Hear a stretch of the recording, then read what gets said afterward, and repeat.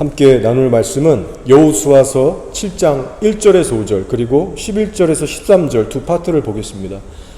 죄짓기를 두려워하십시오라는 주제로 여러분과 함께 나눌게요. 제가 먼저 읽겠습니다.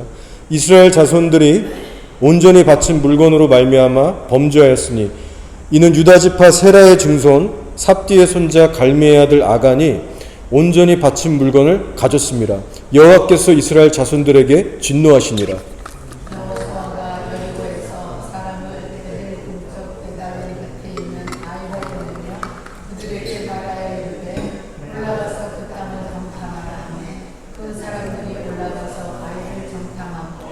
여호수아에게로 돌아와 그에게 이르되 백성을 다 올라가게 하지 말고 2-3천 명만 올라가서 아이를 치게 하소서. 그들은 소수이니 모든 백성을 그리로 보내어 수고롭게 하지 마소서 하므로.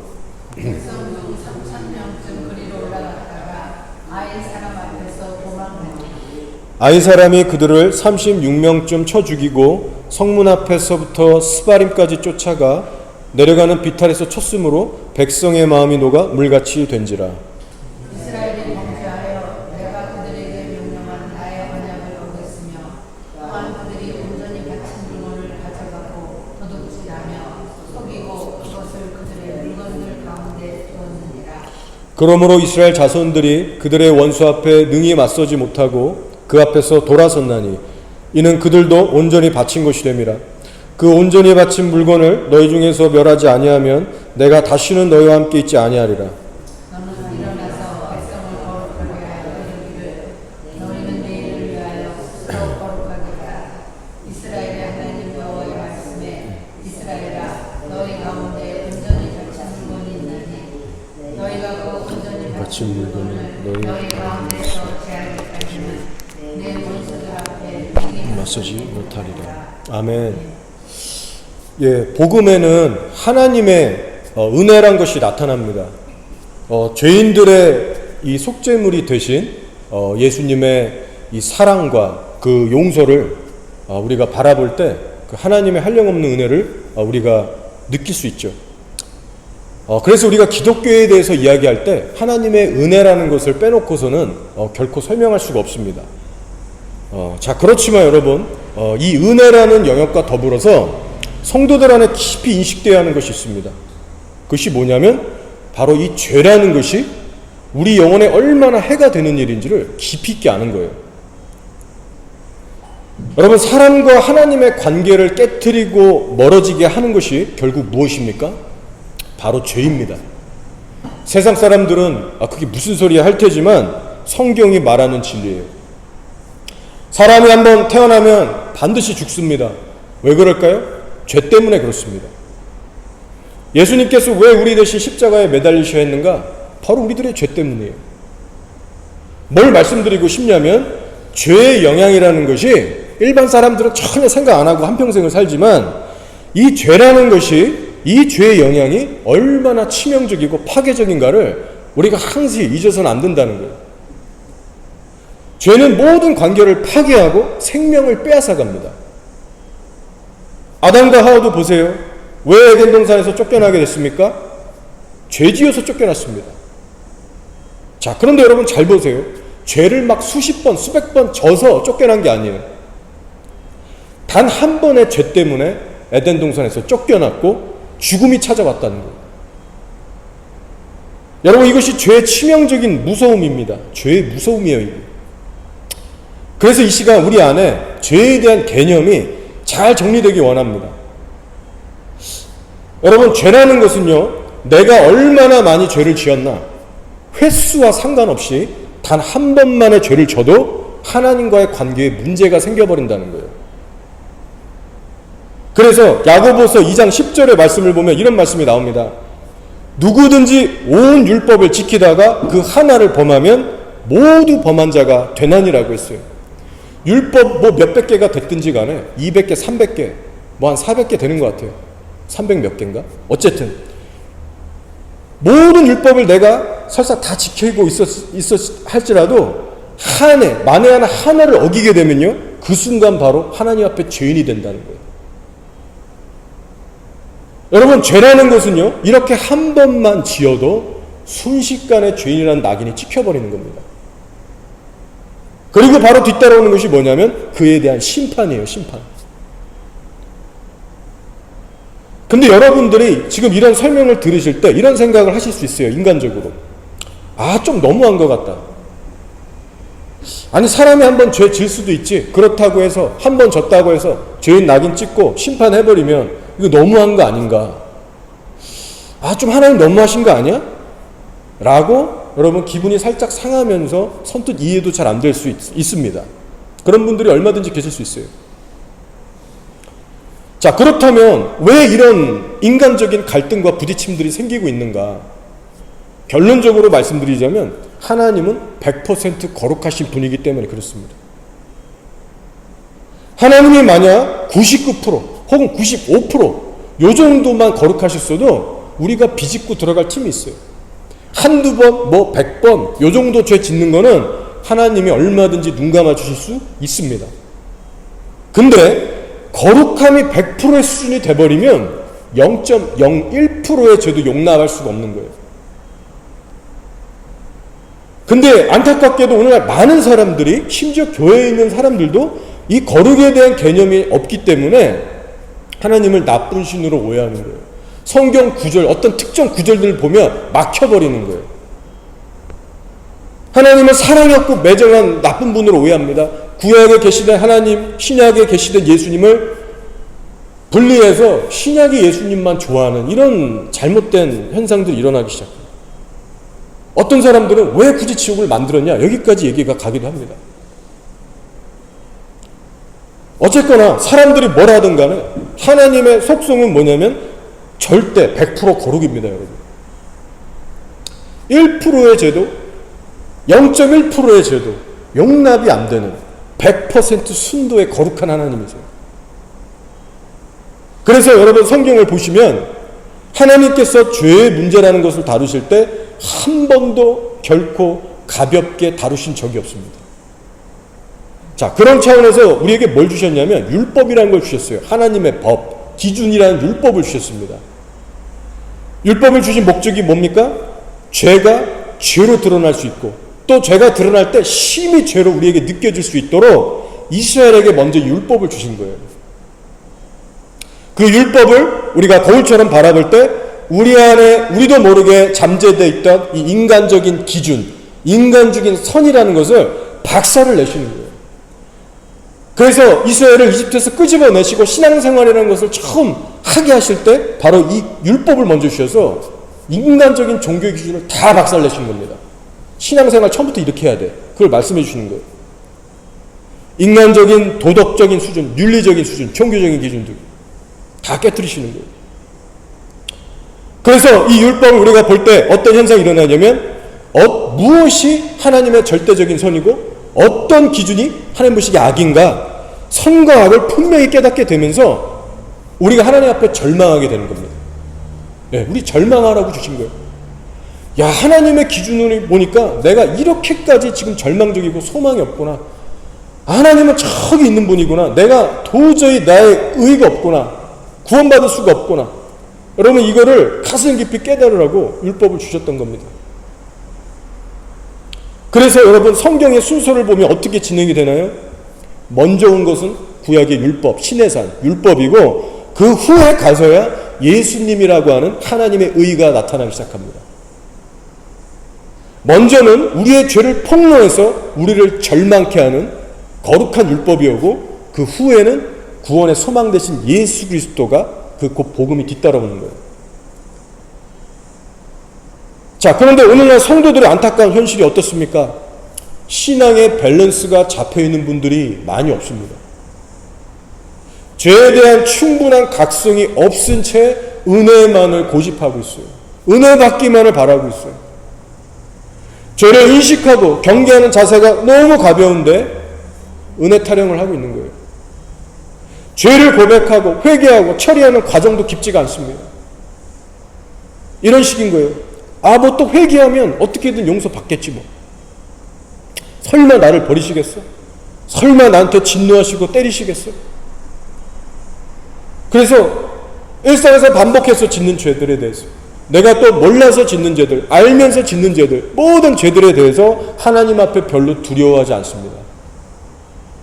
마치 중세시대 유행했던 그 면죄부 마냥 예수님의 이름을 사용해 가면서 범죄하는 것에 대해서 다들 두려워하지 않아요. 여러분, 이것이 어떤 상태냐면 소위 은혜란 것에 눈이 가려져서 죄의 무서움이라는 것을 깨닫지 못하고 있는 상태입니다. 자, 그래서 오늘날 교회 안에서도 전도서 8장 11절의 말씀이 이루어지고 있습니다. 들어보세요. 악한 일에 관한 징벌이 속히 실행되지 아니하므로 인생들이 악을 행하는 데에 마음이 담대하도다 라는 말씀입니다. 여러분, 이 말씀이 세상 밖에 아니라 교회 안에서도 이루어지고 있습니다. 성도들이 아무리 죄를 많이 짓고 살아도 즉각적인 징벌이 임하지 않으니까 마음들이 담대해지기 시작하는 거예요. 죄의 수위가 높아지기 시작하는 거예요. 자, 그러나 여러분 기억하셔야 될 것은 하나님의 심판의 때는 시기만 다를 뿐이지, 사람마다 시기만 다를 뿐이지 반드시 떨어진다는 사실입니다.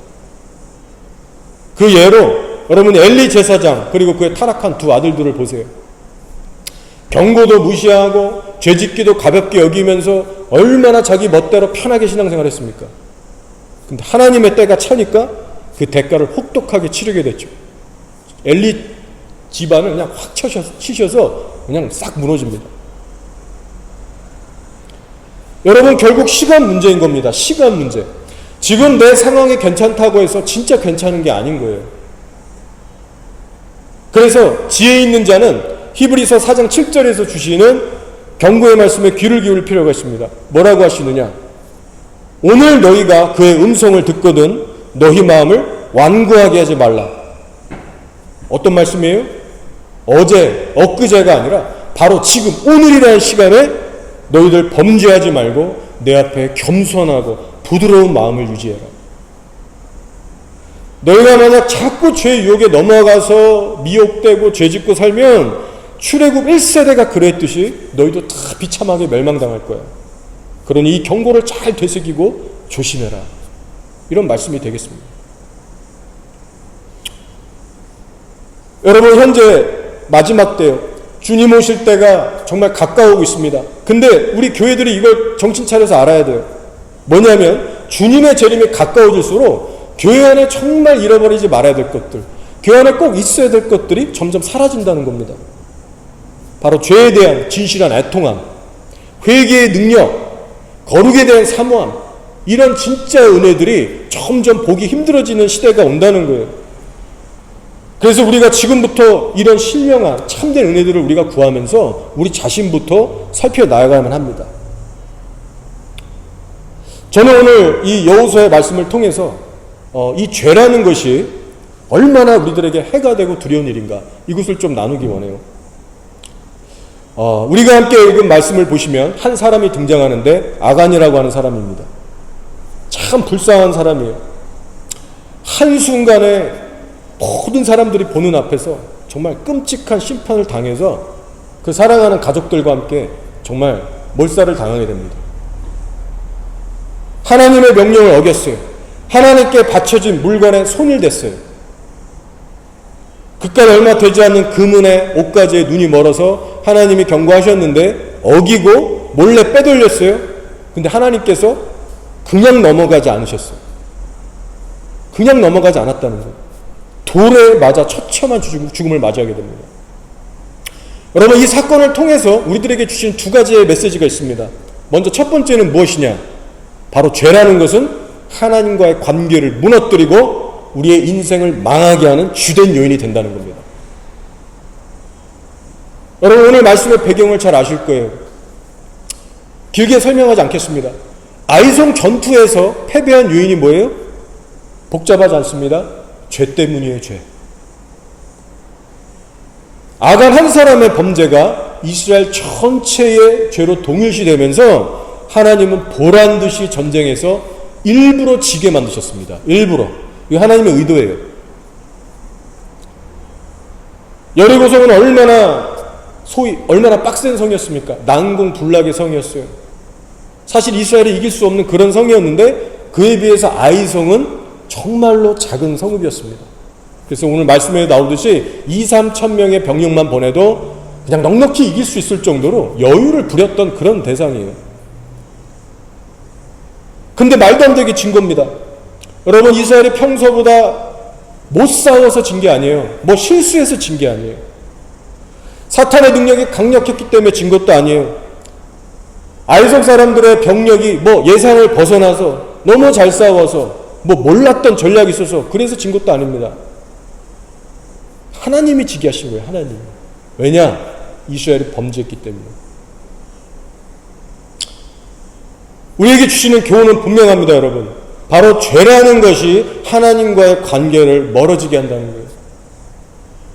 동시에 그 죄라는 것은 하나님의 보호막도 걷어가게 합니다. 이길 수 있었던 원수였는데 오히려 쫓겨서 죽임을 당하게 되잖아요. 여러분, 이스라엘 전 역사를 다시 한번 보세요. 이스라엘이 범죄하고 불순종할 때마다 전쟁에서 항상 졌습니다. 심지어 AD 70년에는 나라 전체가 어떻게 되죠? 지도상에서 사라져요. 여러분, 우리의 인생이 결국 망하는 이유가 어디에 있을까요? 나라가 전쟁에서 지는 이유, 나라 자체가 지도상에서 사라지는 이유 어디 있습니까? 바로 범죄함에 있습니다. 범죄함에. 자, 그러면 결론이에요. 우리가 어떻게 살아야 될까요? 우리 안에 죄성이라는 게 있기 때문에 우리가 예수님처럼 완벽하게 홀리하게 살 수 없어요. 그렇지만 결코 우리가 죄 짓고 살아도 된다는 얘기가 아닙니다. 결론이 글로 가면 망하는 거예요.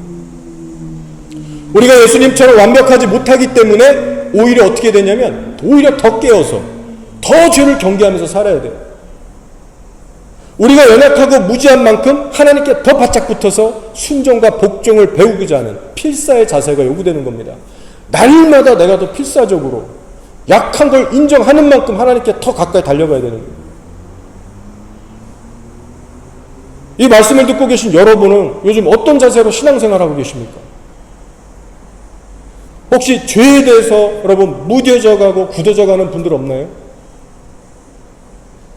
반복적으로 여러분들이 짓고 있는 그 은밀한 죄들에 대해서 혹시 담대한 마음이 생기고 계십니까?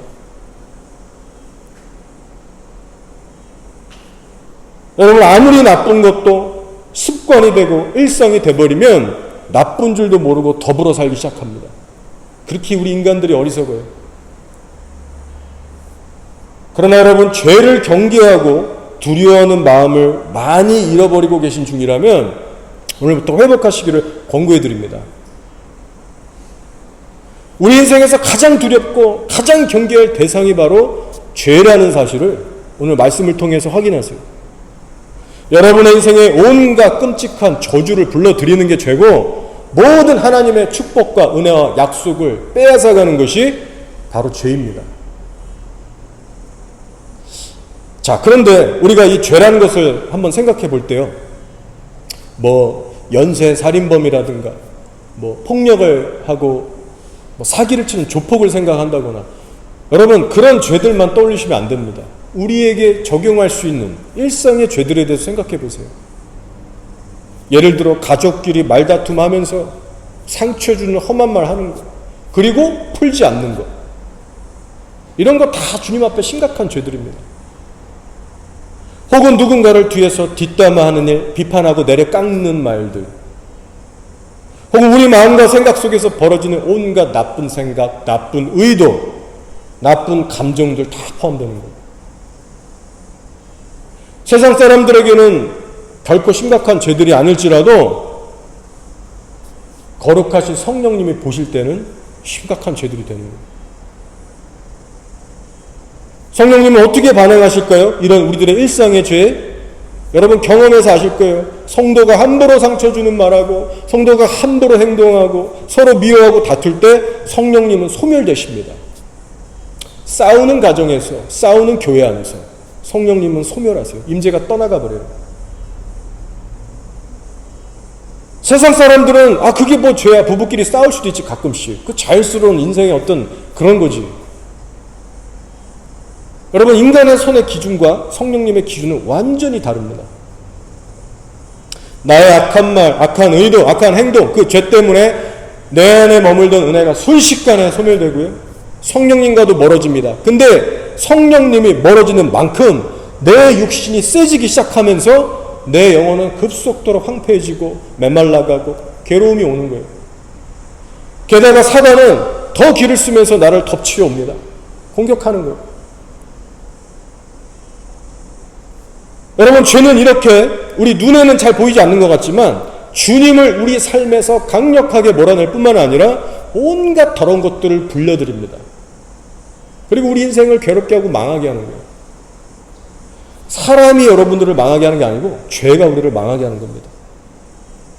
그래서 신명기 말씀을 보시면 죄에 대한 저주 리스트들이 쫙 나옵니다. 너희가 만약 죄를 지으면 이렇게 저주가 임할 거야. 꽤나 복잡하고 상세하게 하나님께서 직접 말씀하시는 거예요. 그렇지만 너희가 내 말씀에 순종하면 반대로 이러이러한 복들을 받게 될 거야. 저주와 복을 얘기하세요. 여러분, 하나님이 직접 말씀하셨습니다. 죄는 저주와 심판을 불러온다. 그러니 조심해라. 죄에 대한 결과가 얼마나 무시무시한지 너희들 반드시 알아야 된다. 따라서 여러분, 우리가 오늘날 예수님을 믿고 이렇게 예배도 드리고 성경도 끼고 살지만 우리가 정작 일상에 돌아가서 죄짓기를 우습게 알고 가볍게 반복해서 짓고 산다면은 여러분, 그것만큼 어리석은 성도가 없는 겁니다. 지금 현실을 몰라도 너무 모르는 거예요. 자, 그래서 한번 정리해보면요, 아간의 사건을 통해서 주시는 첫 번째 메시지가 뭐라고요? 바로 죄는 하나님과의 관계를 무너뜨리고 인생을 망하게 하는 요인이 된다고 했어요. 자, 그러면 이제 이어서 두 번째 메시지를 나누겠습니다. 두 번째 메시지는 무엇이냐? 바로 내가 현재 짓고 있는 죄에 대한 하나님의 심판이 쥐도 새도 모르게 순식간에 임할 수 있다는 겁니다. 자, 무슨 말인지 이해가 되십니까? 이런 거예요. 여러분이 날마다 짓고 있는 어떤 죄들에 대해서 하나님께서 더 이상 참거나 지체하지 아니하시고 징벌의 심판을 속히 내리실 수 있다는 겁니다. 자, 아간의 경우가 그랬어요. 아간은 여러분 용서받지 못하고 즉각 처형당했습니다. 두 번의 기회가 없었어요. 회개할 수 있는 기회가 주어지지 않았습니다. 하나님께서 좀 기회를 주시면서 그래, 너네 출애굽한 지 얼마 안 됐으니까 내가 한번 눈 감아줄게, 봐줄게. 여러분, 그랬다면 얼마나 좋았을까요? 우리가 인간적으로 그런 생각 해볼 수 있잖아요. 근데 현실은 그대로 심판하셨어요. 왜 그랬을까요? 우리도 모릅니다. 그것이 하나님의 주권이에요. 여러분, 우리가 범죄하기를 무서워하는 이유가 바로 여기 있습니다. 내가 짓고 있는 죄들에 대해서 하나님이 이번에도 용서해 주시고 가볍게 넘어가실지, 아니면 나한테 속히 어떤 징계를 내리셔서 나를 쳐버리실지, 아니면 그냥 나를 오늘 확 당장 데려가실지 우리는 알 수가 없어요. 하나님께서 어떤 방식으로 내 죄에 대해서 처리하실지 모릅니다. 한 번은 다윗이요, 여러분 아시는 다윗이 인구조사라는 죄를 범하게 됩니다. 일종의 교만죄였죠. 내 밑에 군사가 병력이 몇 명이나 되나 하나님을 의지하기보다 사람, 자기의 힘을 의지하고자 하는 그런 일종의 교만의 죄였어요. 근데 사실 인간적으로 보면 그 고대, 그 옛날 당시에 왕이 돼가지고 자기 밑에 병력이 몇 명 있나 그거 조사하는 게 솔직히 인간적으로는 큰 잘못이 아니잖아요. 근데 하나님 보시기엔 그게 죄였고 하나님은 심각했다는 거예요. 그래서 결과가 어떻게 됐냐면 용서는 해주셨지만 가볍게 안 넘어가셨습니다. 작정하고 치셨어요. 다윗에게 세 가지 옵션을 주시면서 하나 골라라. 어떤 징벌을 받을래? 7년 기금 받을래? 3달 동안 적군에게 쫓길래? 아니면 3일 동안 전염병으로 내가 너희 칠까? 여러분 상상해 보세요. 갑자기 하나님이 이렇게 말씀하시는데 여러분 다윗의 심정이 어떻겠습니까? 여러분이 그 음성을 듣고 있다고 생각해 보세요. 얼마나 두렵고 떨리고 후회 막심했겠어요. 차라리 하나님 손으로 우리를 치세요. 다윗은 전염병을 택했어요. 이스라엘 백성들 여러분 7만 명이 죽어나갔습니다. 여러분 다윗이 하나님이 이렇게까지 작정하고 치실 줄 알았다면 인구조사 했겠습니까? 그 전에도 그 이후에도 이런 식으로 뭐 세 가지 옵션을 주면서 하나 골라라 내가 친다 이렇게 하신 적이 없어요. 여러분 이런 거예요. 내가 현재 짓고 있는 죄가 어떠한 참혹한 징계나 결과를 가져올지 아무도 예측할 수가 없어요. 하나님께서 이번에 안 참고 안 넘어가시면 여러분 어떻게 할 거예요? 그런데 우리가 참 어리석고 미련한 겁니다. 평소에 대부분 성도들이 갖고 있는 이 아니란 생각이 어때요? 이번에도 내가 울면서 좀 교회도 좀 나와서 새벽기도 나오고 회개하면 또 없던 일로 해주시겠지. 덮어주시겠지. 늘 그래 오셨으니까. 용서의 하나님인데 이번에도 잘 지나가게 될 것 같아. 이런 고정관념들이 박혀있는 거예요. 어떤 사람들은 이렇게 오해하고 얼버무릴 수 있어요. 그거 구약시대만 그런 거 아니냐? 신약시대는 안 그렇지 않느냐? 자, 은혜시대라고 하는 신약시대, 초대교회를 한번 가볼까요? 하나님은 구약, 신약시대 동일하게 일하십니다. 초대교회 성도들 중에 아나니아, 삽비라라는 부부가 있었죠. 한때는 잘 섬겼습니다. 열심들이 있었어요. 근데 어느 날부턴가 탐심에 이끌리기 시작해서 재물의 욕심을 부리게 됩니다. 사도들 앞에 거짓말을 하게 되죠. 땅을 감춰둔 거 없다. 재산 다 내는 거 맞다. 근데 통할 리가 없죠. 네가 하나님 앞에서 거짓말을 하는구나. 그 한날에 부부 모두 직사했습니다. 다윗 경우처럼 세 가지 옵션 주시면서 야 하나 골라. 뭐 할래? 이런 것도 없었어요. 그냥 그 즉시 그날로 데려가셨어요. 예고도 없이 유언도 못 남긴 채 죽었습니다. 여러분 이렇게 죄에 대한 신속한 하나님의 심판이 범죄한 그 시각 그날로 즉각적으로 떨어질 수 있다는 거예요. 자, 결론은 무엇이냐? 각 사람의 케이스마다 다르게 처리하시는데 우리의 예상과는 전혀 다를 수 있기 때문에 성도들이여 죄진 일을 가볍게 여기지 말라는 거예요.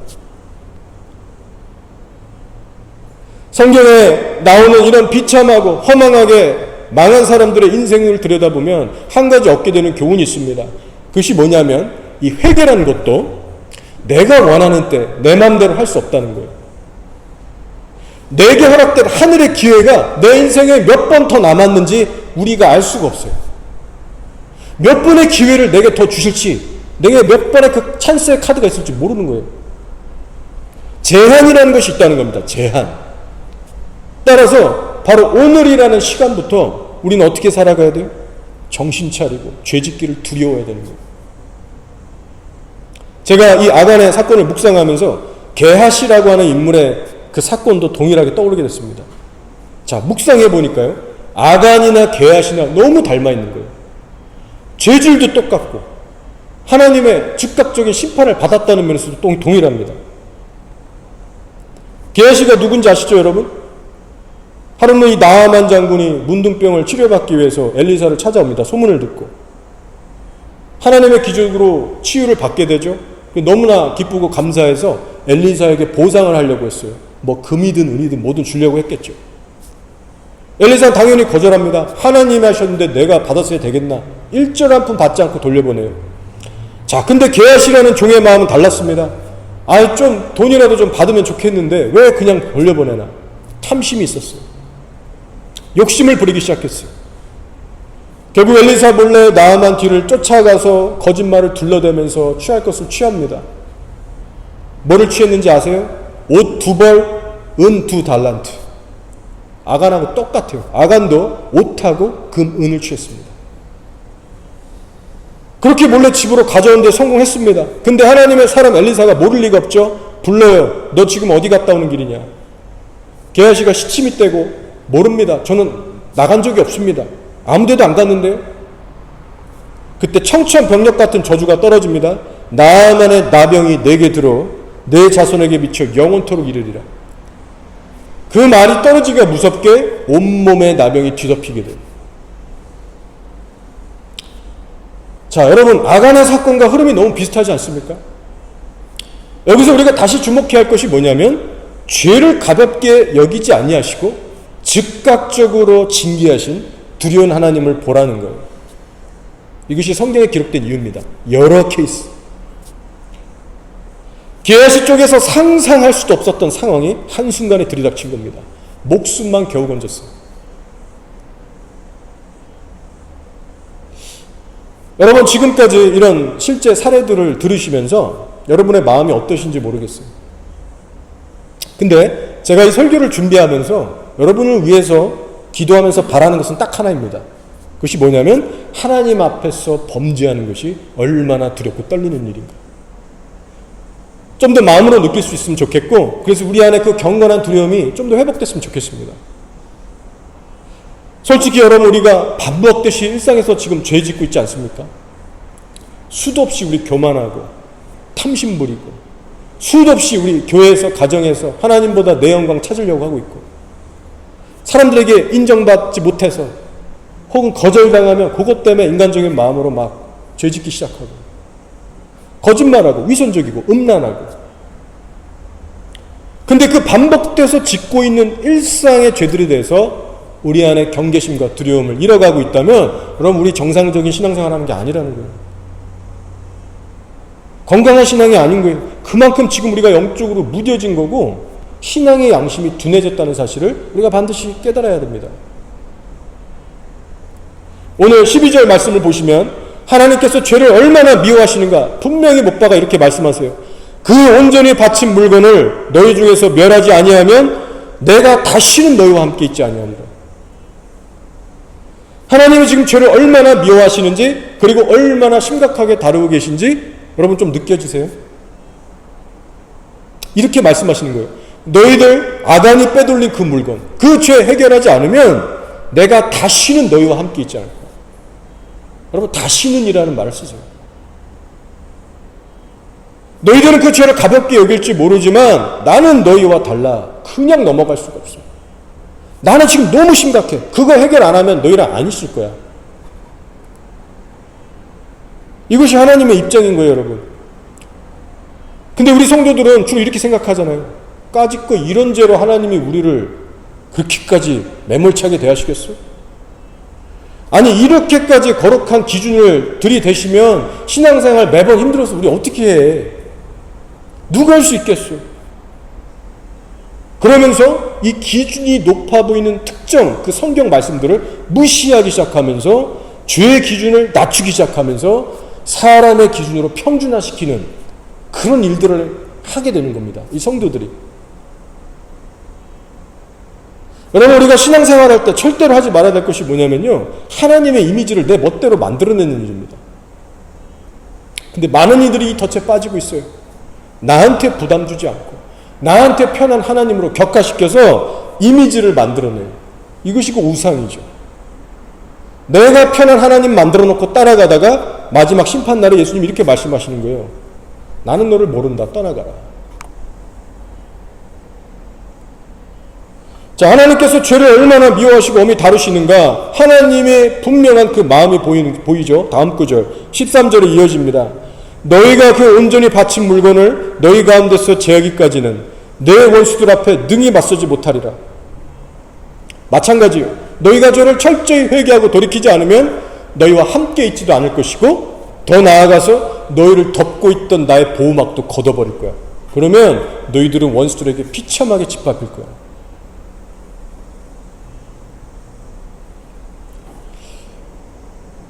저는 이 설교를 준비하면서 이런 생각을 해보게 됐습니다.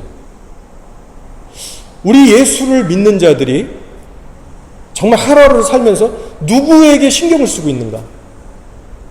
정말 하나님을 우리가 인식하면서 두려워하며 살고 있는가? 우린 누구를 신경 쓰며 두려워하며 살고 있는가? 여러분, 이런 진지한 고민을 한번 해보게 됐어요. 제 자신에게도. 여러분 보세요. 이 타락한 세상에도요, 나름 법이라는 게 있습니다. 나름 선과 악이란 이 법의 기준이 있기 때문에 사람이 불법을 행하거나 뭐 범죄를 저지르면요, 어떻게 돼요? 그 기준에 따른 처벌을 받게 됩니다. 예를 들어서 뭐 합의금을 내서 처리를 하든, 보석금을 내든, 아니면 감옥에 가든, 어려서 소년원에 가든, 아니면 뭐 봉사활동으로 돌려서 시간을 채우든, 어떤 식으로든 여러분 죄에 대한 대가를 지불하게 돼 있어요. 그래서 우리 세상 사람들이나 크리스천들이나 모든 이 땅을 살아가는 인생들에게 이런 인식이 심어져 있습니다. 세상의 법이라는 것도 호락호락하지 않구나. 예, 그래서 우리 믿는 성도들도 어떻게 살아요? 세상 법 나름 열심히 지키면서, 그래서 정말 나름 깨어서 그 법 지키려고 살려고 그렇게 노력하지 않습니까? 우리 다 같은 심정일 거예요. 혹시라도 나나 내 자녀들, 우리가 어떤 위법 행위를 해가지고 혹은 뭐 범죄를 저질러서 혹시라도 재판소에 불려간다거나 감옥에 들어간다거나, 이거 혹시 우리가 감옥에라도 가게 되면 이거 어떻게 될까? 내 인생 망하는 거 아니야? 예. 내 인생 프로필에 절대 지워지지 않을 그 빨간 줄 거지는 건데, 여러분 얼마나 감옥 가는 거 두려워합니까? 우리들도. 그래서 나름 지킬 거 지키면서, 참을 거 참으면서, 인내하면서 세상 법을 지키고들 삽니다. 자, 근데 정작 우리 예수 믿는 자들이 하나님 앞에서 말씀에 불순종하고 하나님이 묘하는 죄 짓고 사는 이거에 대해서, 이 삶에 대해서 얼마나 신경 쓰고 두려워하냐는 거예요. 세상 법을 그렇게 신경 쓰고 두려워하고 깜빡할 거 그렇게 두려워하면서 몸살이면서 우리가 일상에서 매일같이 짓고 있는 생각의 죄, 말의 죄, 행동의 죄들에 대해서 얼마나 하나님을 두려워하냐는 거예요. 이 생각이 들더라고요. 이 말씀을 준비합니다. 사랑하는 여러분, 이것 한 가지를 기억하시기 바랍니다. 우리에게 가장 해를 끼치고 원수가 역사하게 하고 하나님과 멀어지게 만드는 인생의 최고의 독이 바로 죄라는 것입니다. 이제 말씀을 정리하고 마칠게요. 하나님의 보좌 앞에는 행위의 책이 있고 생명책이라는 것이 놓여져 있습니다. 이 땅에서 우리가 어떻게 신앙생활을 했는지, 예수를 믿고 난 후에도 어떤 행동, 어떤 말, 어떤 은밀한 마음으로 살아갔는지 하나도 빠짐없이 다 기록되어 있습니다. 그러니 여러분, 우리가 어떠한 삶을 살아야 마땅할까요? 오늘 말씀을 통해서 하나님께서 얼마나 죄를 미워하시는가, 또 죄의 문제를 얼마나 무겁게 다루셨는가, 성경의 사건들을 토대로 여러분과 함께 나눠봤습니다. 사랑하는 교회 여러분, 결론은 이거예요. 바로 죄에 대해서 담대한 저희가 아니라 하나님 앞에 정결한 삶을 삶으로써 하나님 앞에 담대한 성도들이 될 수 있기를 주님의 이름으로 축복하며 그것을 위해 기도하는 저희가 되길 바랍니다. 오늘부터 여러분이 반복해서 짓고 있는 죄들에 대해서, 또 새롭게 짓고 있는 그 죄들에 대해서 여러분 절대로 무뎌지거나 타협하지 마시고 끊임없이 주를 의지해서 끝까지 싸우시고 승리해 내시기를 바랍니다. 오늘부터 새로운 마음가짐과 결단을 가지고 새롭게 한번 도전해 보세요. 분명한 것은 우리가 말씀의 모든 것을 걸고 전심으로 주님을 찾고 의지하면 하나님께서 우리를 승리케 하실 줄 믿습니다. 아멘. 우리 시간 기도하겠습니다.